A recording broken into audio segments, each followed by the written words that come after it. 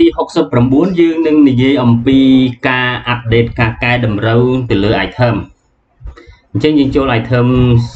list បន្ទាប់មកយើងធ្វើការកែតម្រូវបើយើងធ្វើការកែតម្រូវមានន័យថាយើងចង់កែតម្រូវមួយណាគឺយើងចុចលើវាទៅឧទាហរណ៍ថាយើងចង់កែតម្រូវទៅលើ item មួយឈ្មោះ ABC នេះអញ្ចឹងយើងចុចលើឈ្មោះ item ដែលយើងចង់កែហើយបន្ទាប់មកយើងចុច edit item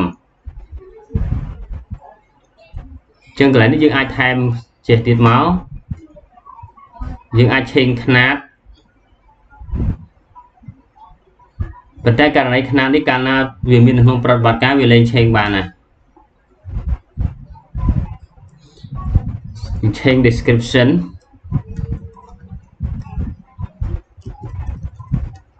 យើងឆេងតម្លៃឆេងអីទាំងអស់ហ្នឹងអញ្ចឹងក្រោយពេលដែលខ្ញុំបំពេញព័ត៌មានរួចខ្ញុំចុច save អញ្ចឹងឈ្មោះយើងត្រូវបានកែហើយនេះឈ្មោះកែនេះកែទាំងអស់អញ្ចឹងបើយើងចង់ផ្លាស់ប្ដូរទៅលើឈ្មោះណាមួយគឺយើងចុចទៅលើឈ្មោះហ្នឹងទៅហើយបើសិនជាយើងចង់ផ្លាស់ប្ដូរ rank របស់វាឥ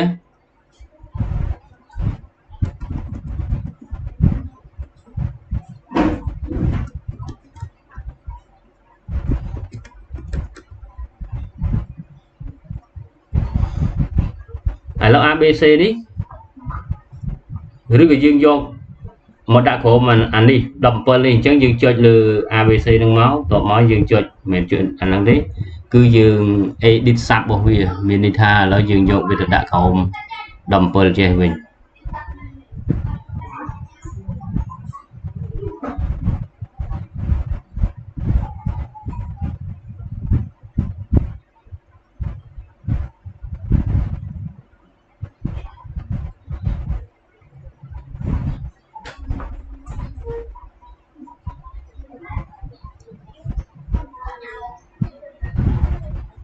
យើងយក ABC ទៅដាក់ក្រោម17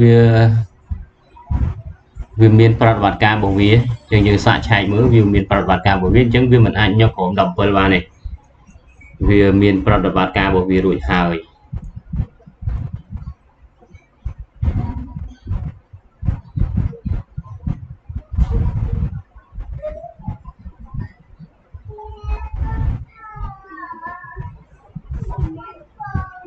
អត់មានប្រតិបត្តិការទេម្ដងទៀត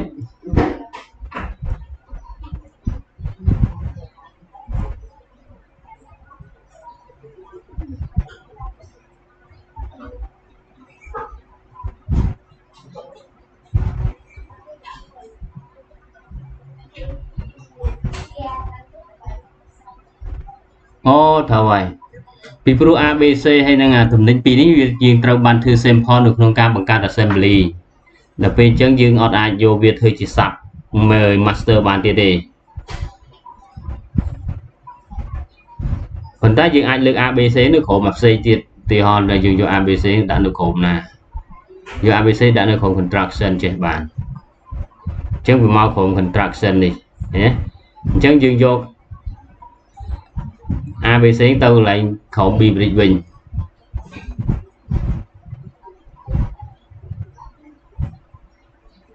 អញ្ចឹងយើងចង់បដូរស័ព្ទគ្នាចុះឡើងគឺដាក់មិនក៏បានដែរទីអថាឥឡូវយើងយកអានេះ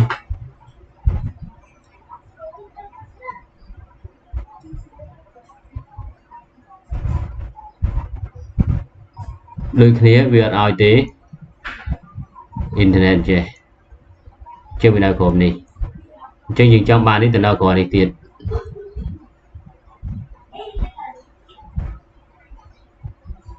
នៅតទៅអញ្ចឹងយកអាហ្នឹងមកក្រុមអាហ្នឹងតទៀតមក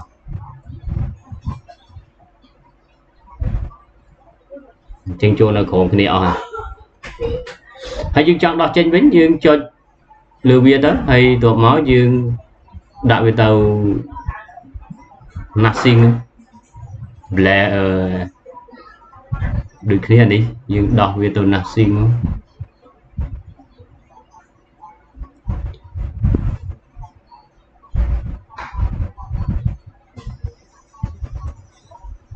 អញ្ចឹងតាក់ទងជាមួយនឹង edit item គឺយើងមានប៉ុណ្ណឹង